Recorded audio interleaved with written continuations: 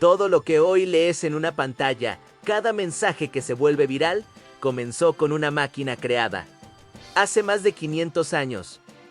Johannes Gutenberg no inventó solo la imprenta, inventó el primer sistema que hizo libre a la información. Esta es la historia de Johannes Gutenberg y la invención que cambió exponencialmente la historia de la humanidad. Johannes Gutenberg nació alrededor del año 1400 en Maguncia, una próspera ciudad en lo que hoy es Alemania. Su familia pertenecía a la clase alta de la ciudad. Su padre era orfebre y director de la Casa de la Moneda. Desde joven, Johannes aprendió el arte de trabajar los metales. Sabía cómo fundirlos, cómo moldearlos, cómo pulirlos y cómo grabar diseños precisos en ellos. Este conocimiento, que parecía destinado a la creación de joyas y monedas, sería la base de su futura y revolucionaria invención. La vida de Gutenberg no fue fácil. Las disputas políticas y sociales en Maguncia lo obligaron a exiliarse a Estrasburgo durante varios años. Fue allí, lejos de casa, donde su mente inquieta comenzó a trabajar en varios proyectos secretos. Tenemos registros de que se asoció con otros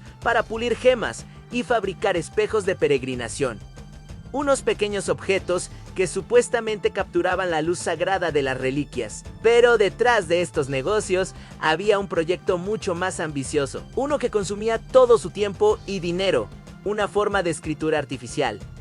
¿Qué problema intentaba resolver Gutenberg? En su época, si querías una copia de un libro, tenías dos opciones. La primera, y más común, era que un monje copista, un escriba, lo transcribiera a mano, letra por letra, página por página. Este proceso era increíblemente lento, costoso y propenso a errores. Un solo libro podía tardar meses o incluso años en copiarse. La segunda opción era la xilografía, donde se tallaba una página entera en un bloque de madera. Era más rápido que copiar a mano para múltiples ejemplares.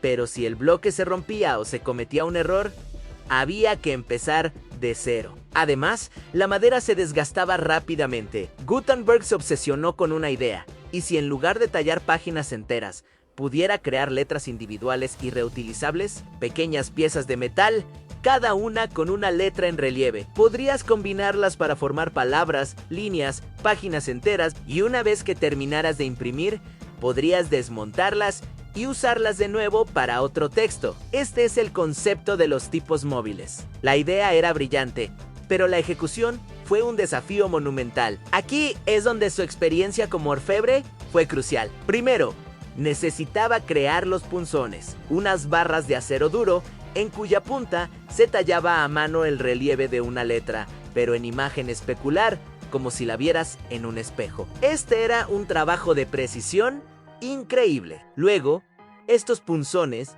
se golpeaban sobre un metal más blando, como el cobre, para crear una matriz, que era básicamente el molde de la letra. El siguiente paso fue la creación de la aleación perfecta para los tipos. Tenía que ser lo suficientemente blanda para fundirse a baja temperatura, pero lo suficientemente dura para soportar la presión de la imprenta sin deformarse. Después de mucha experimentación, Gutenberg desarrolló una aleación de plomo, estaño y antimonio que funcionaba a la perfección. Con esta aleación y las matrices, podía fundir cientos de copias idénticas de cada letra.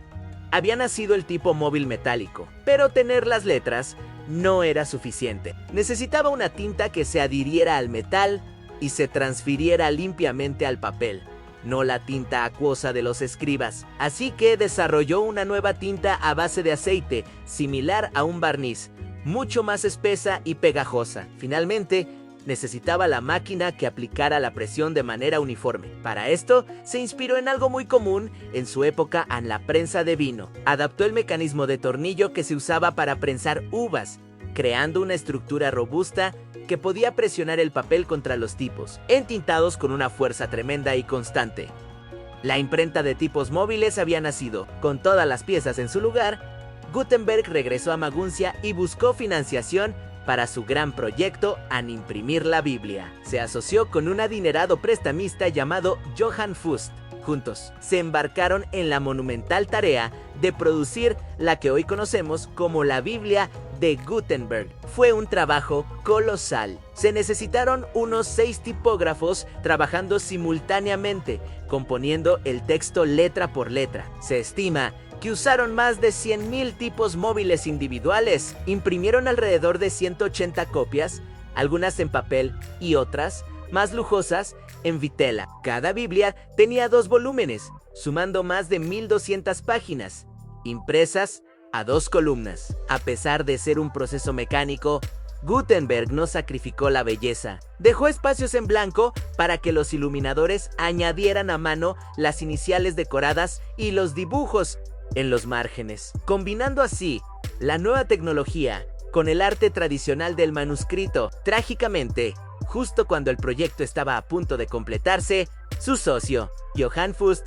lo demandó por la devolución del dinero prestado, más los intereses. Gutenberg perdió el juicio y tuvo que entregar gran parte de su equipo, incluyendo el material para las Biblias, a Fust. Fue Fust, junto con el antiguo aprendiz de Gutenberg, Peter E.C. Feck, quien terminó de imprimir y vender las Biblias, llevándose gran parte del crédito y las ganancias. Gutenberg quedó casi en la ruina. A pesar de este golpe devastador, el genio ya había salido de la botella. Los trabajadores del taller de Gutenberg se dispersaron por toda Europa, llevando consigo el secreto de la imprenta. En cuestión de décadas, las imprentas surgieron en cientos de ciudades, desde Italia hasta Inglaterra. El precio de los libros se desplomó. Un libro que antes costaba el salario de un año de un trabajador, ahora podía comprarse por mucho menos.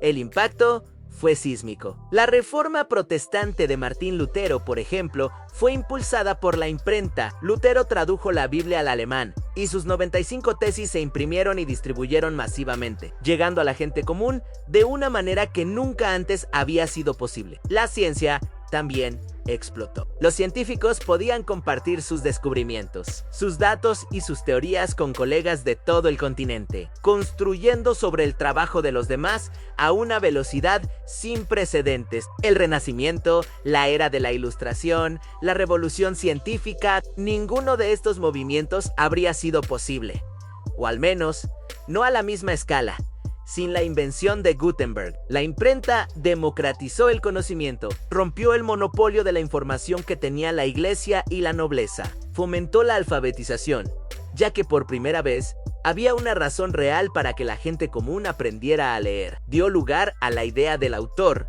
de la propiedad intelectual, y sentó las bases para los periódicos, las revistas y finalmente para el mundo interconectado de información en el que vivimos hoy. Cada vez que lees un libro, una revista o incluso la descripción de este video, estás experimentando el legado de Johannes Gutenberg. Aunque murió sin el reconocimiento y la fortuna que merecía, su invento reconfiguró la sociedad humana de una forma tan profunda que es difícil de imaginar. Johannes Gutenberg no solo inventó una máquina, nos dio las llaves del conocimiento y encendió una luz que nunca más se apagaría. Gracias por acompañarnos en este viaje a través de la historia. Si te ha gustado, no olvides darle a me gusta, suscribirte y activar la campanita para no perderte nuestros próximos videos. ¡Hasta la próxima!